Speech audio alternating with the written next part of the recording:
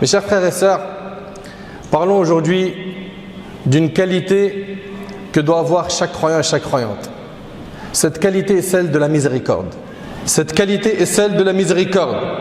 Ahbab al-Kiram, notre religion n'appelle qu'à ce qui est bon pour nous ici-bas et pour notre vie future. Notre religion est pleine de douceur, notre religion est pleine de miséricorde. Mais malheureusement, un grand nombre de musulmans et de musulmanes ne la connaissent pas assez. Résultat, on a un trésor entre nos mains, mais on n'arrive pas à l'exposer à ceux qui nous entourent. Et parmi les choses qui sont très belles à voir dans notre religion, c'est cette qualité qui nous est demandée d'avoir, qui est d'avoir de la miséricorde, de la rahma, de la bienveillance, de la bonté. Le prophète sallallahu alayhi wa sallam, dans le hadith rapporté par Bukhari et Muslim selon Nu'man ibn Bashir radiyallahu ta'ala anhu, il a dit: l'image des croyants dans les liens d'amour, de miséricorde et de compassion qui les unissent les uns aux autres est celle du corps.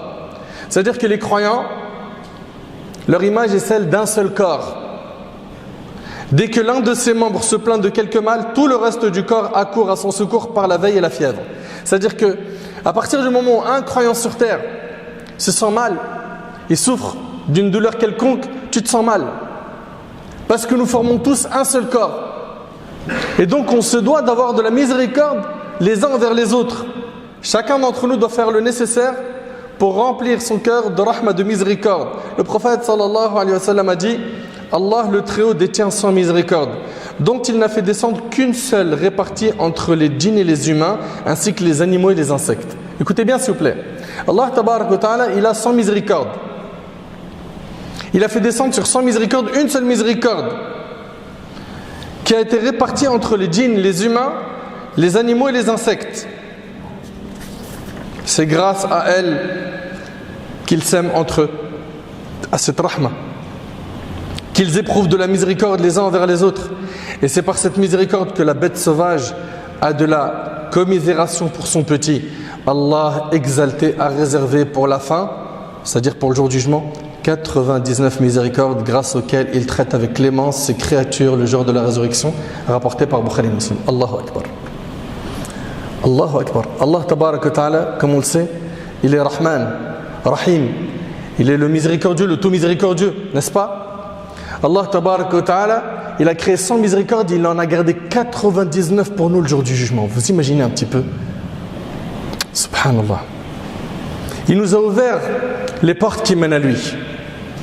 Il nous a facilité l'accès à la religion par l'envoi des prophètes, par ces livres saints que nous avons entre nos mains. Nous n'avons pas été abandonnés comme ça. Alhamdulillah, on a le mode d'emploi du musulman. Lis le Coran, ouvre-le, médite-le, pratique-le. Mais malheureusement, qu'est-ce qu'ils sont nombreux aujourd'hui à ne plus vouloir du mode de vie du Coran. Ils ne le diront pas, mais ils le manifesteront avec leurs actions. Repentez-vous. Allah tabarak wa ta'ala est miséricordieux. Revenez vers lui. Revenez vers lui repentant. Faites un bilan un petit peu de votre vie. D'après Iyad ibn Himar radiyallahu ta'ala anhu, le prophète sallallahu alayhi wa sallam a dit: les gens du paradis sont au nombre de 3. Et parmi les 3 qu'il a cités, il a dit: un homme miséricordieux ayant le cœur tendre envers chaque proche et musulman. Allahu Akbar. Est-ce qu'on a un cœur tendre ou est-ce qu'on a un cœur de pierre dure? Est-ce qu'on est de ceux qui ne pardonnent jamais? Ceux qui rapidement, au moindre faux pas de son frère en islam ou de sa sœur en Allah, clic droit, vider la corbeille. C'est ça le comportement de l'islam? C'est ça la miséricorde qui nous est demandée? Regardez, les gens du paradis sont au nombre de 3. Parmi eux, un homme miséricordieux ayant le cœur tendre envers chaque proche et musulman. On vous l'a dit à maintes reprises, mais je vous le rappelle. Je vous rappelle, Allah yabarik fikum, que le plus important, c'est la purification du cœur. Travailler sur les maladies du cœur, ça doit être ton ham, ton souci numéro 1. Ahbab al-Kiram, la miséricorde la plus complète, celle qui englobe toutes choses, est celle d'Allah tabarak wa ta'ala. Allah tabarak wa ta'ala, il dit: wa rahmati wasi'at kulla shay, et ma miséricorde embrasse toutes choses. Allah tabarak wa ta'ala est le miséricordieux. Parmi ce qui montre sa miséricorde, c'est qu'il s'est chargé de notre subsistance. Subhanahu wa ta'ala. C'est grâce à lui que jusqu'à maintenant tu arrives à payer ton loyer. C'est grâce à lui que tu es debout aujourd'hui, que tu arrives à marcher.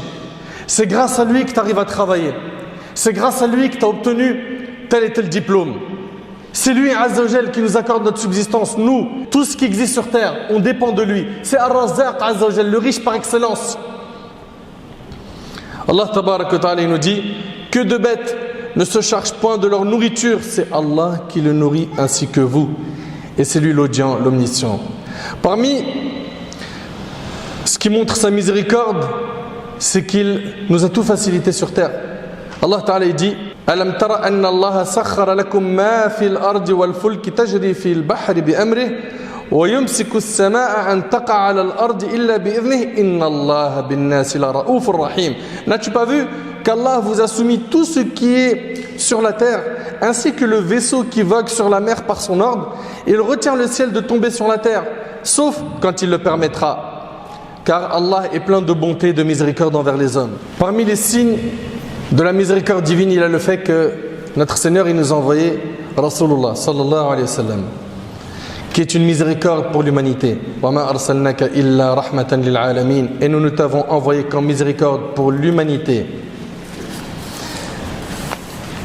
Allah tabaraka wa ta'ala a rempli le cœur du prophète sallam de science et de douceur. Son comportement était exemplaire.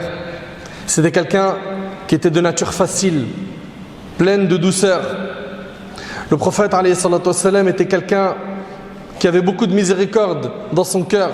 Il tendait la main à autrui alayhi salatu wassalam. Parmi les signes de la miséricorde divine, il y a le fait qu'il nous a envoyé cette religion qui est complète. Cette religion, c'est un mode de vie, barakallahu fikum. Cette religion qui est l'islam, c'est un mode de vie. C'est-à-dire que ta vie entière, elle doit être conforme au livre d'Allah et à la sunna du prophète. À chaque fois que tu fais quelque chose, regarde ce que te dit ta religion. Et tu verras que ta religion t'enseigne la meilleure chose à faire. Allah tabaraka wa ta'ala nous dit Al-yawma akmaltu lakum dinakum wa atmamtu alaykum ni'mati wa raditu lakum al-islam dina. Aujourd'hui, j'ai parachevé pour vous votre religion, c'est-à-dire votre religion elle est complète. Et accompli sur vous mon bienfait et j'agrée l'islam comme religion pour vous. Parmi ce qui montre, parmi les signes de la miséricorde d'Allah, il a le fait qu'il accepte le repentir. Tant que tu te repens, Allah tabaraka wa ta'ala accepte ton repentir. Allah tabaraka wa ta'ala dit Qul ya ibadi alladhina asrafu ala anfusihim la taqnatu min rahmatillah inna Allah yaghfiru dhunuba jami'a innahu huwal ghafurur rahim. Dis ô mes serviteurs qui avaient commis des excès à votre propre détriment, ne désespérez pas de la miséricorde d'Allah, car Allah pardonne tous les péchés. Oui, c'est lui le pardonneur, le très miséricordieux. Toute personne qui veut obtenir la miséricorde d'Allah, qu'elle soit elle-même pleine de miséricorde envers les créatures d'Allah. Le prophète sallallahu alayhi wa sallam a dit ceux qui sont miséricordieux, Allah sera miséricordieux envers eux. Soyez miséricordieux envers les habitants de la terre, celui qui est dans le ciel sera miséricordieux envers vous, rapporté par Abu Daoud et Tirmidhi. Ahbab al-Kiram, chaque musulman doit faire très attention à avoir de la miséricorde dans son cœur. Le prophète alayhi salatu wa sallam a dit également dans un autre hadith Allah fait preuve de miséricorde envers ceux de ses serviteurs qui sont eux-mêmes miséricordieux. Et le prophète sallallahu alayhi wa sallam a dit dans le hadith d'Abi Huraira la miséricorde n'est enlevée que d'un malheureux, rapporté par Abu Daoud. La miséricorde n'est enlevée que d'un malheureux. Enfin, si jamais tu vois que dans ton caractère, dans ton comportement, tu es quelqu'un de rigide, dur, métallique, remets-toi en question. Pose-toi des questions.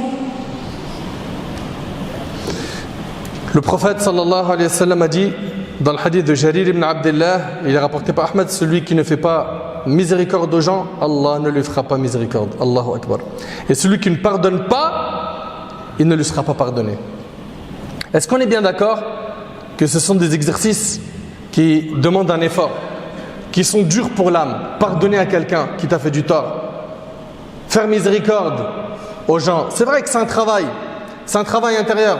Et des fois quand je dis des choses comme ça, certains de nos frères et sœurs ils me disent mais mon frère c'est dur quand même de faire ça. Mais mes frères et sœurs, le paradis vous croyez que vous allez l'avoir gratuitement? Sans faire d'efforts? Vous êtes sérieux? Pour l'euro, pour vos diplômes, vous avez fourni des efforts ou vous êtes resté à la maison, au chaud, à boire du thé? Vous avez bougé.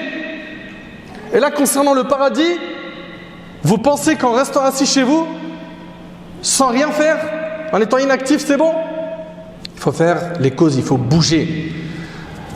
Allah tabaraka wa ta'ala nous dit, écoutez bien, قَدْ أَفْلَحَ مَنْ زَكَّاهَا وَقَدْ خَابَ مَنْ دَسَّاهَا. Ici, Allah subhanahu wa ta'ala nous dit, a réussi certes celui qui l'a purifié. Qui a purifié quoi? Son âme. Tu veux faire miséricorde envers quelqu'un, commence déjà par avoir de la miséricorde envers ton âme. Et de la rahma envers ton âme, que tu as fatigué dans les péchés, dans la désobéissance à Allah subhanahu wa ta'ala. Toi qui as entendu des rappels je ne sais combien de fois, et qui sait que telle chose est obligatoire, telle chose est interdite, mais qui épuise ton âme dans le haram, et un peu de rahma avec ton âme, et de la miséricorde envers ton âme, a réussi certes celui qui l'a purifié, et a perdu certes celui qui la corrompt. Et le prophète sallallahu alayhi wa sallam a dit, dans le hadith rapporté par Muslim selon Abu Malik al-Ash'ari, tout homme fait chaque matin le commerce de son âme. Il l'affranchit ou la conduit à sa perte. Également, quand on parle de miséricorde, il est impératif de rappeler la miséricorde envers les parents. Qu'est-ce qu'ils ont sacrifié pour nous? Les parents, c'est un sujet fondamental.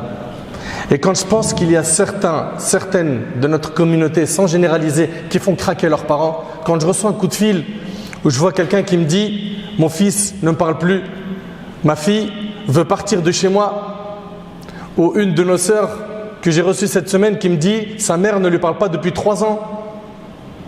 Wallahi al-azim que c'est difficile à entendre. T'imagines, tu dors et tu as la colère de tes parents sur ton dos. Mais ce qu'on a oublié que le prophète a dit, écoutez bien, la satisfaction d'Allah est dans la satisfaction des parents. Et la colère d'Allah est dans la colère des parents. Est-ce qu'on s'en rend compte de la gravité de ce péché? D'être mauvais envers les parents? Pensez à tout ce qu'ils ont sacrifié pour nous. Pensez à toutes ces heures où ils n'ont pas dormi pour que l'on puisse dormir. Pensez à toutes ces fatigues, ces tristesses, ces épreuves qu'ils ont connues pour que tu tiennes debout. Que tu sois en bonne santé. Que tu grandisses de la meilleure des façons. Allah tabaraka wa ta'ala nous dit فَلَا تَقُلْ لَهُمَا أُفْ وَلَا تَنْهَرْهُمَا وَقُلْ لَهُمَا قَوْلًا كَرِيمًا. Si l'un d'eux ou tous deux doivent atteindre la vieillesse auprès de toi, alors ne leur dis point fi et ne les brusque pas, mais adresse-leur des paroles respectueuses. Et par miséricorde, abaisse pour eux l'aile de l'humilité et dis Rabbi irhamhuma kama rabbayani saghira. Oh mon Seigneur, fais-leur à tous deux miséricorde comme ils m'ont élevé tout petit. Également, avoir de la miséricorde envers nos enfants. Avoir de la miséricorde envers eux, c'est de faire preuve de douceur, de sagesse, de les accompagner, de les aider spirituellement, de leur montrer le chemin de la guidée, de les éduquer selon Al-Qur'an wa Sunnah. Le prophète sallallahu alayhi wa sallam qui prie, subhanallah, et il porte dans ses mains pendant salat sa petite fille, Umama bint Zaynab. Il est en prière, il la porte, subhanallah. Quand il se prosterne, il la pose doucement, et quand il se relève, il la reprend dans ses bras. Ça, c'est de la rahma, de la miséricorde. Également, le prophète alayhi salatu wa sallam, il est prosterné. Et il voit Al-Hassan et Al-Hussein, les enfants de qui? De Ali et de Fatima, radiyallahu anhuma, qui montent sur son dos pendant qu'il est prosterné. Et il prolonge la prosternation, il attend jusqu'à ce qu'il quitte son dos pour pouvoir se relever. De la rahma, de la miséricorde. On en est où, nous? Avec nos enfants, la dureté, la méchanceté, les mauvaises paroles. Également, la miséricorde envers les épouses. Subhanallah, le prophète sallallahu alayhi wa sallam, il dit, le meilleur d'entre vous est celui qui est le meilleur avec sa famille. Je suis le meilleur d'entre vous avec sa famille. Et c'est rapporté par l'imam at-Tirmidhi. Également, le fait d'avoir de la rahma, de la miséricorde envers nos proches, les membres de notre famille.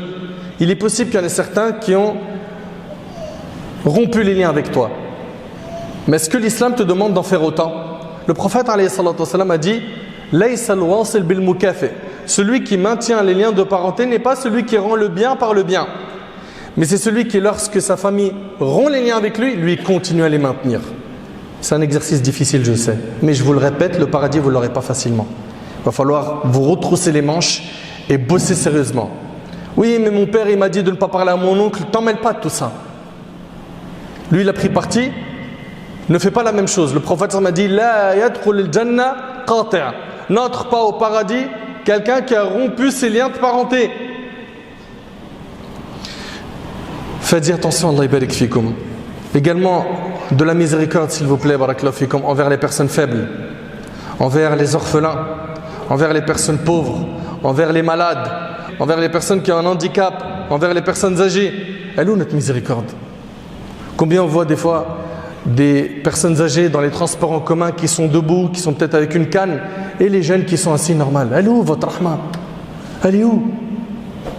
C'est parce que la personne n'est pas de ta famille? C'est ça? Ayez de la miséricorde, Allah barik fikum. Également, et c'est avec ça que je termine, la miséricorde envers les pécheurs. Autour de nous, il y a de plus en plus, surtout avec les réseaux sociaux, des gens qui dévoilent leurs péchés à longueur de journée. Des gens qui disent des choses, franchement, qui font craquer les cerveaux sur le net. Mais c'est réel. Wallah, je vous le jure, on m'envoie des vidéos de ce qui se passe un peu sur la toile. Mon cœur, il saigne, il brûle quand je vois certains de nos frères, certaines de nos sœurs qui font n'importe quoi et qui s'en vantent, qui ont de l'audace, qui n'ont plus honte de la désobéissance à Allah. C'est-à-dire, il commet le péché et limite il a envie de dire « et alors ?» Vous en avez rien à faire des conséquences? Vous croyez que tout ça c'est sans conséquences? Mais ces personnes-là qui sont désobéissantes, il faut avoir de la rahma avec eux. Il faut faire le nécessaire pour aller les voir. Je sais qu'il y a beaucoup de gens qui aiment bien les afficher. Passez pas par cette étape. Allez les voir en privé. Faites le nécessaire pour changer le mal. Ça apportera plus de fruits. Et quand la personne elle revient vers Allah, s'il vous plaît, barakallahu fikum, ne revenez pas sur ce qu'elle a fait dans le passé. Non, on dirait que les clés du repentir ils sont entre les mains des humains. Ça y est, la personne elle a supprimé la vidéo où elle avait fait quelque chose qui n'était pas correct. Elle a dit qu'elle s'en repentait. Elle a des manquements, ça se voit par certaines de ses publications. Mais est-ce une raison pour revenir sur son passé et enfoncer le couteau dans la plaie? C'est ça la rahma, c'est ça la miséricorde. Est-ce que c'est ça le comportement de notre bien-aimé alayhi salatu wassalam, notre modèle? Je termine avec cette histoire. Omar ibn Khattab rapporte qu'un homme à l'époque du prophète se nommait Abdullah. Son surnom était Himar. Je vous l'ai raconté plusieurs fois cette histoire, mais il est important de la réécouter. Ce dernier faisait rire le prophète. Le prophète lui avait déjà fait appliquer la sanction du buveur de vin. Un jour, il a été ramené de nouveau afin d'être puni pour avoir bu du vin. Quelqu'un qui était présent a dit qu'Allah le maudisse. Combien de fois l'a-t-on fait venir pour la même offense? Le prophète a dit, ne le maudis pas, car je jure par Allah qu'il aime Allah et son messager, rapporté par le Bukhari. Dans une autre version, n'aidez pas le diable contre lui, rapporté par le Bukhari. Vous avez vu quelqu'un dans le péché? Cette personne qui est dans le péché aujourd'hui, demain, peut être un leader dans notre communauté. Peut être quelqu'un qui va apporter énormément de bien à la communauté musulmane. Faites de la miséricorde. Il faut qu'on ait de la rahma envers ceux qui sont autour de nous, envers les musulmans, envers les non-musulmans, envers nos voisins, nos collègues de travail. Montrons aux gens la beauté de notre religion par notre comportement. Et c'est ce qu'on appelle la da'wa silencieuse. C'est ce qu'on appelle la da'wa silencieuse. Ça, c'est appeler Allah subhanahu wa ta'ala sans parler. Offrir un petit café à ton collègue de travail, ou une fois tu lui payes le repas, un sourire, tu lui remontes le moral, qu'il soit musulman ou non. Ça fait de l'effet dans les cœurs.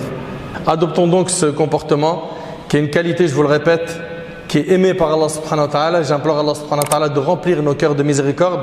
J'implore Allah subhanahu wa ta'ala de nous faciliter d'acquérir cette qualité. J'implore Allah tabaraka wa ta'ala de nous pardonner nos manquements. J'implore Allah azza wa jal de nous guider vers le droit chemin.